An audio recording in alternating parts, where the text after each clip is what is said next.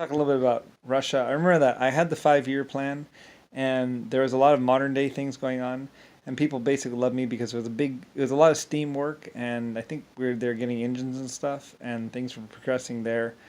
And in a way, I still ended up running Russia a little bit. I just kind of did it more aloft kind of thing. Like I was very part of Russia and communism, and then when I invented democracy, then I kind of had to multitask more, and kind of went a little more removed, and was in California, America, but still kind of running Russia a little bit because um, the 5 year plan and certain things, and I was just delegating a little more, and I guess it didn't work out quite as well. I don't know. Maybe the people over there weren't quite as cool as me, or maybe the people just felt abandoned or unloved. I don't know exactly about the Russians. Like I feel bad. I feel like I betrayed them.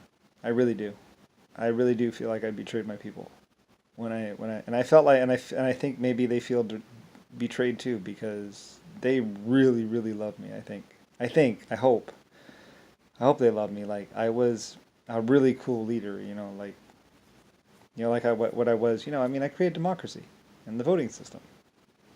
I helped people get past Ebola and uranium, and I invented flight. I mean, I don't know how much more people want. I mean, I invented the steam train. I mean, and the V8 engine, and even the injector for a diesel engine, and the two-stroke engine. I mean, I invented a lot of just like from nothing to like horse and cart to suddenly being like, and now what do you want? And people ask me how do you how would could ask me how do you want it done? And it's like like this, and that's just a matter of getting better stuff, like the cables, and I even suggested chains and forged steel chains and looping it, and I knew that the first chain links, chain drive, what's called steam shovel would be a real big pain in the butt, but I figured get enough blacksmiths together, like 6 blacksmiths, and you should be able to get a chain pretty quickly, and then it's just a matter of getting the steel up. But I remember a lot of things were cast iron in the beginning. Like there was a lot of cast iron because that was basically all the metal that anybody had. Um, I remember that because that was a big problem for the steam shovels. Is the damn cast iron sprockets kept breaking. I remember that. That's why I put two sprockets on a steam shovel, on one on each side for the in and out boom or whatever. Is the stupid ring gear? Stupid gears kept breaking in half because they couldn't take the pressure or something like that. So they tried making them thicker. They tried doing this, tried doing that, and then finally I said add two, and try that, and that worked pretty well. And that kept them from breaking for a while.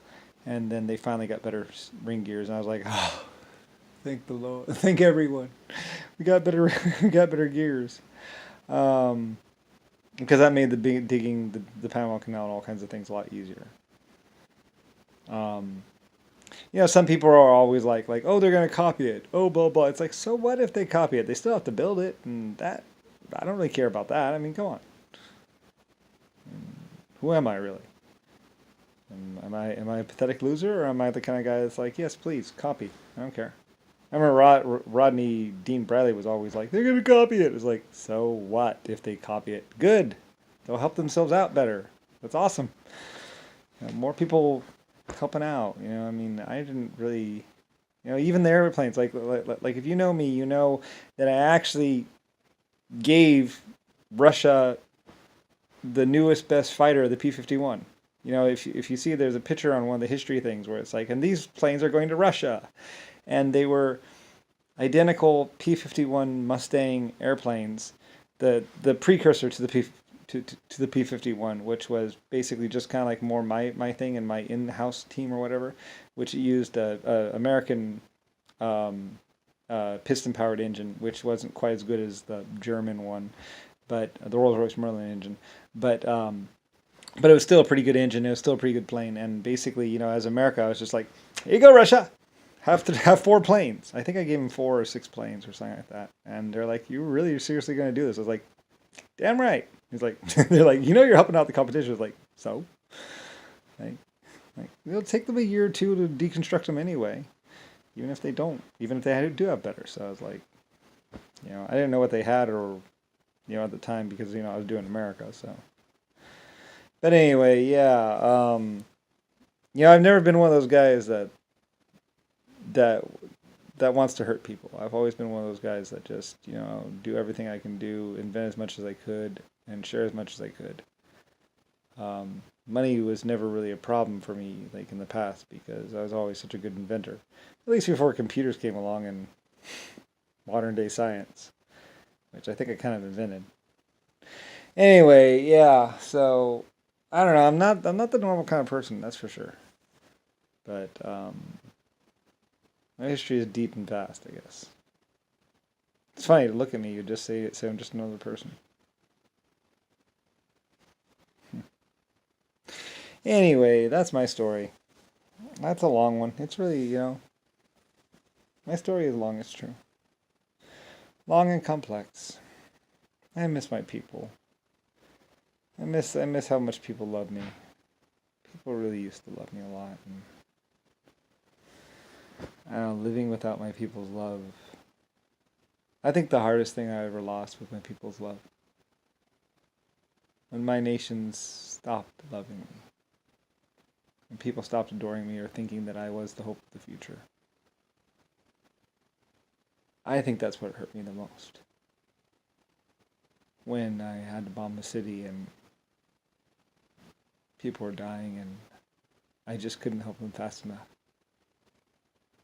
I think that's where it hurt me the most. It wasn't so much like I was a great person and I adored love. It was more like just, when a nation loves you, when a whole nation, like, I know that feeling. And living without it is probably the hardest thing I've ever had to face. It's like a constant knife in the chest. And people look at you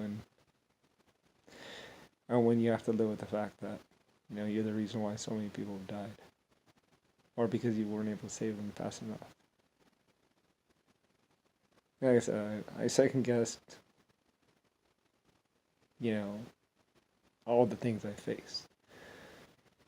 Trying to think, maybe if I had done it better, or faster, or asked more questions, or just like try to deal with Germany better, or I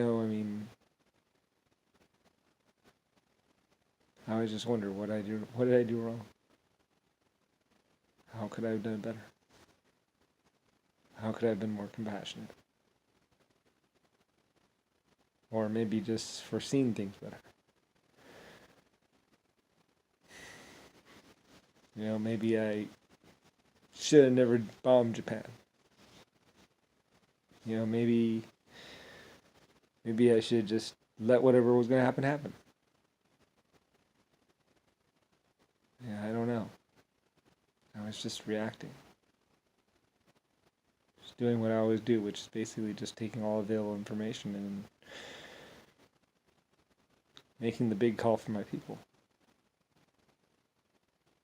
And maybe that's where I went wrong. Or maybe I should have never gone for radiation or uranium technology. Maybe I should have just forbade it and said, no, you can't mine it ever. Maybe things would have been better that way. I don't really know. I just saw something that might be able to help people. And decided to try and do it the best way possible. If anyone could overcome something like that, it would have been me. Like I say, in my life, there was never a situation I didn't seem to be able to overcome. Until I got to this part in my life.